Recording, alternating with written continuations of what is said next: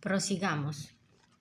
Página 17, segundo párrafo de nuestro libro Comentarios Reales del Inca Garcilaso de la Vega, para los que primera vez se conectan. Hay capítulos anteriores. Ya dice: lo mucho y más dice el padre maestro Acosta en el libro primero de la Historia Natural de las Indias, capítulo 13, donde, hablando en el mismo propósito, dice: ha sido costumbre muy ordinaria en estos descendientes del Nuevo Mundo poner nombres a las tierras y puertos de la ocasión que se les ofrecía, y así se entiende haber pasado en nombrar a este reino Pirú. Acá es opinión de que un río en que a los principios dieron los españoles, llamado por los nombres Pirú, por los naturales Pirú, intitularon toda esta tierra Perú. Y es argumento de esto que los indios naturales del Perú ni usan ni saben tal nombre de su tierra, etc. ¿Bastará la autoridad de tal varón para confundir las novedades que después acá se han inventado sobre este nombre, que adelante tocaremos algunas, y porque el río que los españoles llaman Perú está en el mismo paraje y muy cerca de la equinoccial? Osaría afirmar que el hecho de prender al indio hubiese sido en él, y que también el río, como la tierra, hubiese participado del nombre propio del indio Berú, y que el nombre Pelú, apelativo que era común en todos los ríos, se le convirtiere en nombre propio particular, con el cual le nombran después acá los españoles, dándosele en particular a él solo, diciendo el nombre el río Perú. Francisco López de Gómara, en su Historia General de las Indias, hablando del descubrimiento de Yucatán, capítulo 52, pone dos deducciones de nombres muy semejantes a la que hemos dicho del Perú, y por serle como tanto lo saqué aquí como él lo dice, es lo que sigue. Partióse pues Francisco Hernández de Córdoba, y con tiempo que no le dejó ir a otro cabo, y con voluntad que llevaba a descubrir, fue a dar consigo en tierra no sabida ni hallada de los nuestros, donde hay unas salinas en una punta que llamó de las mujeres, por haber allí torres de piedras con gradas y capillas cubiertas de madera y paja, en que por gentil orden estaban puestos nuestros ídolos que parecían mujeres. Puestos muchos ídolos que parecían mujeres, maravillándose los españoles de ver edificio de piedra que hasta entonces no se había visto, y que la gente vistiese tan rica y lúcidamente, que tenían camisetas y mantas de algodón blancas y de colores, plumajes, rarcillos, becochas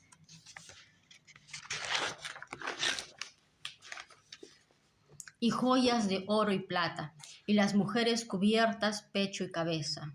No paró allí, sino fuese a otra punta que llamó de Cotoche, donde andaban unos pescadores que de miedo y espanto se retiraron en tierra, y que respondían Cotobe, Cotobe, ¿qué quiere decir casa?, pensando que les preguntaban por el lugar para ir allá. De aquí se le quedó ese nombre al cabo de aquella tierra. Un poco más adelante hallaron ciertos hombres que, preguntados cómo se llamaba un gran pueblo cerca, dijeron Tetán, que vale no te entiendo. Pensaron los españoles que se llamaba así, y corrompiendo el vocablo llamaron Yucatán. Y nunca se le caerá tal nombradía.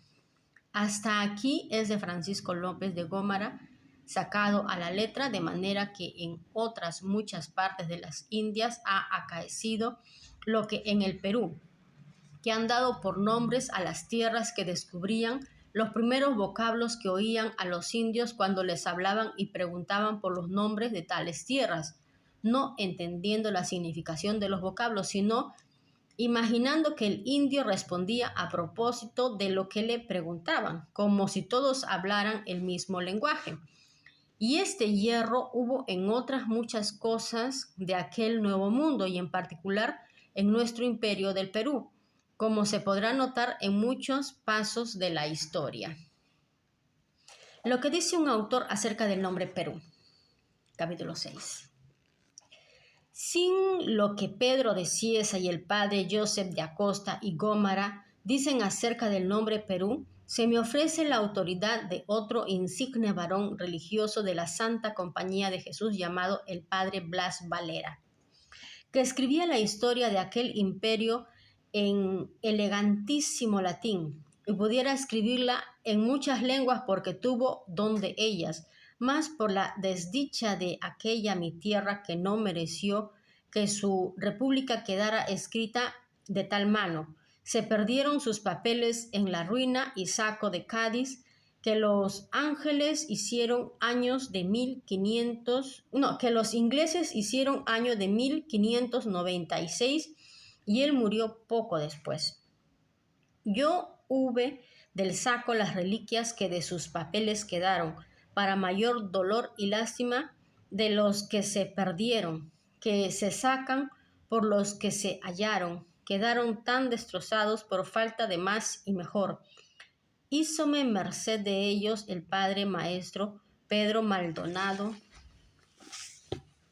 de Saavedra, natural de Sevilla, de la misma religión, que en este año de 1600 lee escritura en la ciudad de Córdoba. El padre Valera, en la denominación del nombre Perú, dice en su galano latín de lo que se sigue, que yo, como indio, traduje en mi tosco romance. El reino del Perú, ilustre y famoso y muy grande, donde hay mucha cantidad de oro y plata y otros metales ricos, de cuya abundancia nació el refrán que para decir que el hombre es rico, dicen, posee el Perú. Ese nombre fue nuevamente impuesto por los españoles a aquel imperio de los incas, nombre puesto acaso y no propio, y por tanto de los indios no conocido antes, por ser bárbaro, tan aborrecido que ninguno de ellos le quiere usar. Solamente lo usan los españoles. La nueva imposición de él no significa riquezas ni otra cosa grande, y como la imposición del vocablo fue nueva, así también lo fue la significación de las riquezas, porque procedieron de la felicidad de los sucesos. Este nombre, Pelú, entre los indios bárbaros que habitan entre Panamá y Guayaquil, es nombre apelativo que significa río. También es nombre propio de cierta isla que se llama Pelúa o Pelu, pues como los primeros conquistadores españoles navegando desde Panamá llegasen a aquellos lugares primero que a otros, les agradó tanto aquel nombre Perú o Pelúa, que como si significara alguna cosa grande y señalada, lo abrazaron para nombre con él cualquier otra cosa que hallasen, como lo hicieron en llamar Perú a todo el imperio de los incas. Muchos hubo que no se agradaron del nombre Perú y por ende lo llamaron la Nueva Castilla. Estos dos nombres impusieron a aquel gran imperio y lo usan de ordinario los escribanos reales y notarios eclesiásticos, aunque en Europa y en otros reinos anteponen el nombre Perú al otro. También afirman muchos que se dedujo de este nombre Pirúa, que es el vocablo del Cusco de los quechuas, significa orón, en que encierran los frutos. La sentencia de estos apruebo de muy buena gana, porque en aquel reino tienen los indios gran número de orones para guardar sus cosechas. Por esta causa fue a los españoles fácil usar de aquel nombre ajeno a decir Pirú, quitándole la última vocal y pasando el acento a la última sílaba. Este nombre, dos veces apelativo, pusieron los primeros conquistadores por nombre propio al imperio que conquistaron. Yo usaré de él sin ninguna diferencia, diciendo Perú y Pirú.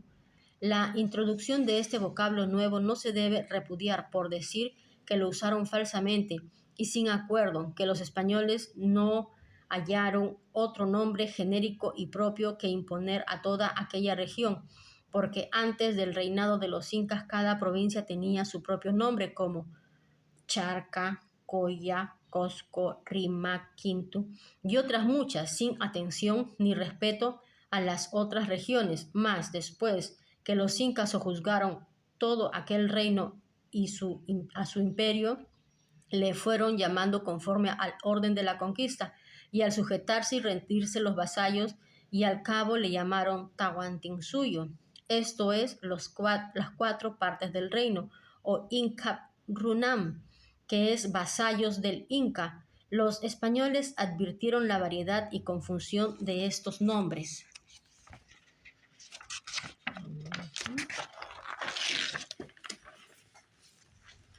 Le llamaron prudente y discretamente Perú o la Nueva Castilla.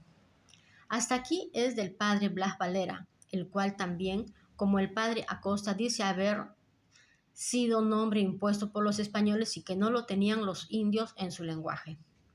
Declarando yo lo que el padre Blas Valera dice, digo que es más verosímil que la imposición del nombre Perú naciese del nombre propio Perú o del apelativo Pelú, que en el lenguaje de aquella provincia significa río, que no del nombre Pirúa, que significa orón, porque como se ha dicho, lo impusieron los de Vasco Núñez de Balboa, que no entraron la tierra adentro para tener noticia del nombre Pirúa, y no los conquistadores del Perú, porque 15 años antes que ellos fueran a la conquista, llamaron Perú los españoles que vivían en Panamá, y a toda aquella tierra que corre desde la equinoccial al mediodía, lo cual también lo certifica Francisco López de Gómara en la Historia de las Indias, capítulo 110, donde dice estas palabras.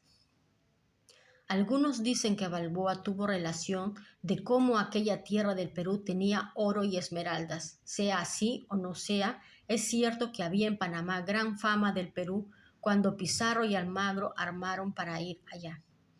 Hasta aquí es de Gómara, de donde consta claro que la imposición del nombre Perú fue mucho antes de la ida de los conquistadores que ganaron aquel imperio.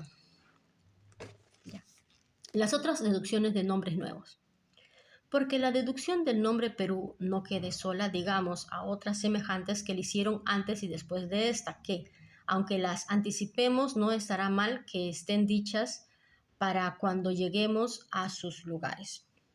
Y sea la primera la de Puerto Viejo, porque fue aquella de donde se hizo la del Perú, para lo cual es de saber que desde Panamá a la ciudad de los Reyes se navegaba con grande trabajo por las muchas corrientes de la mar y por el viento sur que corre siempre en aquella costa, por lo cual los navíos en aquel viaje eran forzados a salir del puerto con un bordo de 30 y 40 leguas a la mar y volver con otro a la tierra, y de esa manera iban subiendo a la costa arriba, navegando siempre a la bolina.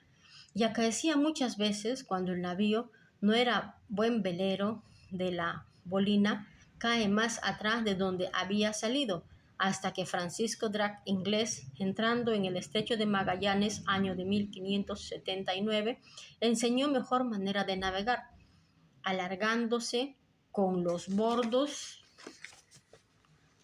200 y 300 leguas la mar adentro, lo cual antes no osaban hacer los pilotos, porque sin saber de qué ni de quién, sino de sus imaginaciones, estaban persuadidos y temerosos que, apartados de tierra 100 leguas, había en el mar grandísimas calmas. Por no caer en ellas, no osaban engollarse mar adentro, por el cual miedo se hubiera de perder nuestro navío cuando yo vine a España, porque con una brisa decayó hasta la isla llamada Gorgona, donde temimos perecer sin poder salir de aquel mal seno. Navegando pues un navío de la manera que hemos dicho y de los principios de la conquista del Perú, y habiendo salido de aquel puerto a la mar con los bordos 6 y 7 veces y volviendo siempre al mismo puerto porque no podía arribar en su navegación, uno de los que en él iban, enfadado de que no pasase adelante, dijo: ya este puerto es viejo para nosotros. Y de aquí se llamó Puerto Viejo.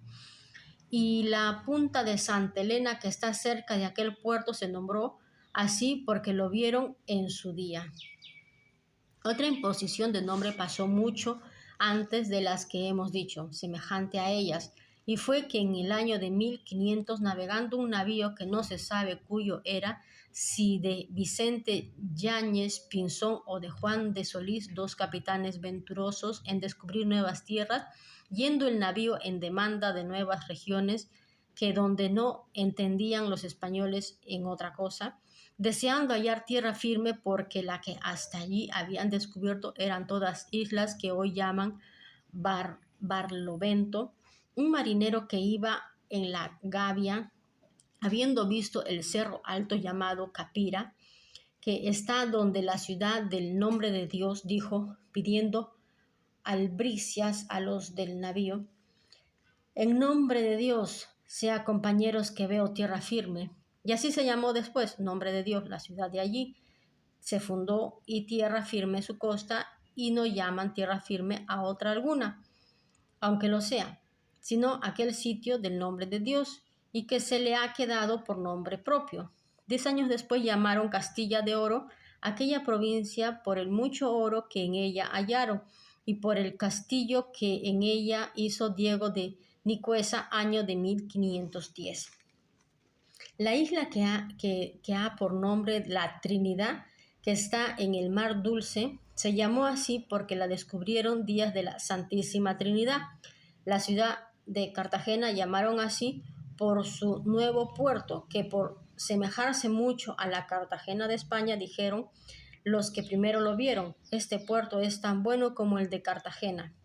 La isla serrana que está por el viaje de Cartagena a La Habana se llamó así por un español llamado Pedro Serrano, cuyo navío se perdió cerca de ella, y él solo escapó nadando, que era grandísimo nadador, y llegó a aquella isla que es despoblada, inhabitable, sin agua ni leña, donde vivió 7 años con industria y buena maña que tuvo para tener leña y agua y sacar fuego.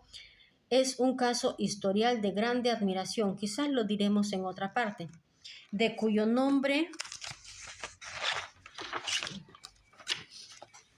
llamaron la Serrana aquella isla, y Serranilla la otra que está cerca de ella, por diferenciar la una de la otra.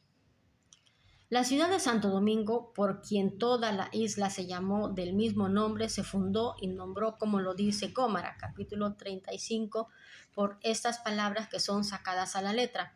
El pueblo más ennoblecido es Santo Domingo, que fundó Bartolomé Colón a la ribera del río Osama. Púsele aquel nombre porque llegó allí un domingo, fiesta de Santo Domingo, y porque su padre se llamaba Domingo. Así que concurrieron 3 causas para llamarlo así.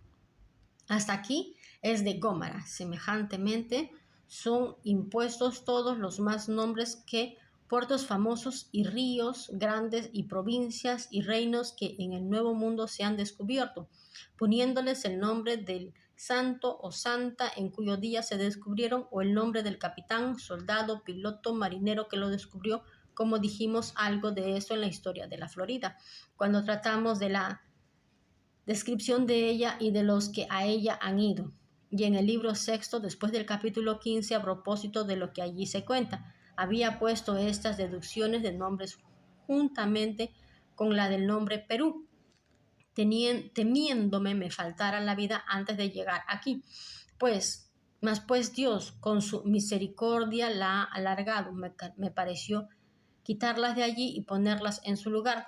Lo que ahora temo es no me las haya hurtado algún historiador, porque aquel libro, por mi ocupación, fue sin mí a pedir su calificación, y sé que anduvo por muchas manos, y sin esto me han preguntado mucho si sabía la deducción del nombre Perú, y aunque he querido guardarlas, no me ha sido posible negarla a algunos señores míos.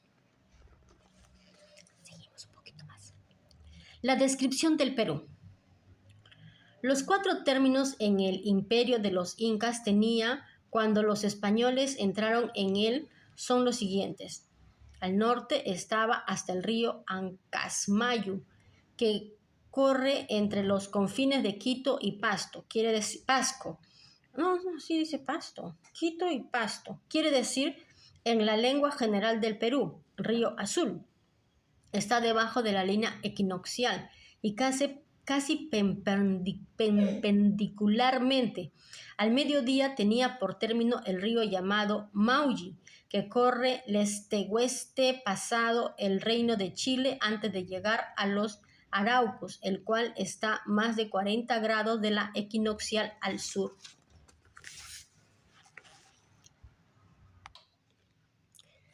Entre los dos ríos ponen poco menos de 1.300 leguas de largo por tierra. Lo que llaman Perú tiene 750 leguas de largo por tierra desde el río Ancasmayu hasta las Chichas, que es la última provincia de los Charcas, norte-sur, por lo que llaman Reino de Chile. Contiene cerca de 550 leguas también norte-sur, contando desde lo último de la provincia de Chichas hasta el río Maullí. Al levante tiene por término aquella nunca jamás pisada de hombres, ni de animales, ni de aves, inaccesible cordillera de nieve que corre desde Santa Marta hasta el estrecho de Magallanes, que los indios llaman Ritisuyu, que es banda de nieves. Al poniente confina con la Mar del Sur, que corre por toda la costa de largo a largo. Empieza el término del imperio por la costa desde el cabo de Passau, por donde pasa la línea equinoccial, hasta el dicho río Maullí, que también entra en la Mar del Sur. De levante al poniente es angosto todo aquel reino, por lo más ancho que es atravesando desde la provincia de Muyupampa, por las Cachapullas, hasta la ciudad de Trujillo, que acá a la costa de la mar tiene 120 leguas de ancho, y por lo más angosto que es desde el puerto de Arica a la provincia llamada Yaricasa, tiene 70 leguas de ancho. Estos son los 4 términos de lo que señorean los reyes incas, cuya historia pretendemos escribir mediante el favor divino. Será bien, antes que pasemos adelante, digamos aquí el suceso de Pedro Serrano que atrás propusimos, porque no esté lejos de su lugar y también porque este capítulo no sea tan corto. Pedro Serrano salió a nado a aquella isla desierta que antes de él no tenía nombre, la cual, como él decía, tenía 2 leguas de contorno. Casi lo mismo dice la carta de Mariar, porque pinta 3 islas muy pequeñas, con muchos bajíos a la redonda, y la misma figura que la da a la que llaman Serranilla, que son 5 isletas pequeñas con muchos más bajíos de la serrana, y de aquel paraje lo hay, por lo cual huyen los navíos de ellos por caer en peligro. A Pedro Serrano le cupo por suerte ponerse en ellos y llegar nadando a la isla, donde se halló desconsoladísimo, porque no halló en ella agua, ni leña, ni aún hierba que poder pacer, ni otra cosa alguna con que entretener la vida mientras pasase algún navío que de allí lo sacase, para que no se pereciese de hambre y de sed, que le parecían muerte más cruel que haber muerto ahogado, porque es más breve. Así pasó la primera noche llorando su desventura, tan afligido como se puede imaginar que estaría un hombre puesto en tal extremo. Luego que amaneció, volvió a pasear la isla. Halló algún marisco que salía de la mar, que son cangrejos, camarones y otras sabandijas, de las cuales cogió las que pudo y se las comió crudas, porque no había candela donde asarlas ni cocerlas. Así se entretuvo hasta que vio salir tortugas. Viéndolas lejos de la mar, arremetió con una de ellas y la volvió de espaldas. Lo mismo hizo de todas las que pudo, que para volverse a enderezar son torpes, y sacando un cuchillo que de ordinario solía traer en la cinta, que fue el medio para escapar de la muerte, degolló y bebió la sangre en lugar de agua. Lo mismo hizo de las demás. La carne puso al sol para comerla hecha tasajos, y para desembarazar las conchas, para coger agua de ellas de la llovediza, porque toda aquella región, como es notorio, es muy lluviosa. De esa manera se sustentó los primeros días con matar todas las tortugas que podía, y algunas había tan grandes y mayores que las mayores adargas, y otras como rodelas y como broquetes, de manera que les había de todo tamaño. Con las muy grandes no se podía valer para volverlas de espalda, porque le vencían de fuerza, y aunque subía sobre ellas para cazarlas y sujetarlas, no le aprovechaba nada, porque con él a cuestas se iban a la mar. De manera que la experiencia le decía a cuáles tortugas había de someter y a cuáles se había de rendir. De las conchas cogió mucha agua, porque algunas había que cabían a 2 arrobas y de allí abajo. Viéndose Pedro Serrano con bastante recaudo para comer y beber, le pareció que si pudiese sacar fuego para siquiera asar la comida y para hacer ahumadas cuando viese pasar algún navío, que no le faltaría nada. Con esa imaginación, como hombre que había andado por la mar, porque cierto los tales en cualquier trabajo hacen mucha ventaja a los demás, dio en buscar un par de guijarros que le sirvieran de pedernal, porque del cuchillo pensaba hacer eslabón. Para lo cual, no hallándolos en la isla, porque toda ella estaba cubierta de arena muerta, entrando en la mar, nadando y se zambullía, y en el suelo con gran diligencia buscaba ya en unas partes y en otras lo que pretendía, tanto porfirió en su trabajo que halló guijarros y sacó los que pudo, y de ellos escogió los mejores, y quebrando los unos con los otros para que tuviesen esquinas donde dar con el cuchillo, tentó su orificio, y viendo que sacaba fuego, hizo hilas de un pedazo de las camisas muy desdeñusadas, que parecían algodón carmenado, que le sirvieron de yesta, y con su industria y buena maña, habiéndolo porfilado muchas veces, sacó fuego. Cuando se vio en él, se dio por bien andante, y para sustentarlo recogió las horruras que la mar echaba en tierra, y por horas las recogía donde hallaba mucha hierba que llaman horas marinas, y maderas de navíos que por la mar se perdían, y conchas y huesos de pescado y otras cosas con que alimentaba el fuego. Y para que los aguaceros que no lo apagasen, hizo una choza de las mayores conchas que tenía de las tortugas que había muerto, y con grandísima vigilancia cebaba el fuego para que no se le fuese de las manos. Como los primitivos, ¿no? Ya.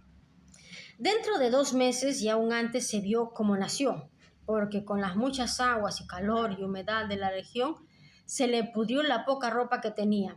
El sol, y con su gran calor, le fatigaba mucho, porque ni tenía ropa con qué defenderse, ni había sombra a qué ponerse. Cuando se veía muy fatigado, se entraba en el agua para cubrirse con ella. Con este trabajo y cuidó y vivió 3 años. Y en ese tiempo vio pasar algunos navíos más, aunque él hacía su ahumada, que en la mar es señal de gente perdida, no echaban de ver en ella, y por el temor de los bajíos no osaban llegar donde él estaba, y se pasaban de largo, de lo cual Pedro Serrano, quedando tan desconsolado, que tomara por partido el morirse y acabar ya con las inclemencias del cielo, ya creció el vello de todo el cuerpo tan excesivamente que parecía pellejo de animal, y no cualquiera, sino el de un jabalí. El cabello y la barba le pasaban de la cintura. Al cabo de 3 años, una tarde, sin pensarlo, vio Pedro Serrano un hombre en su isla, que la noche antes se había perdido en los bajíos de aquella, y se había sustentado de una tabla del navío.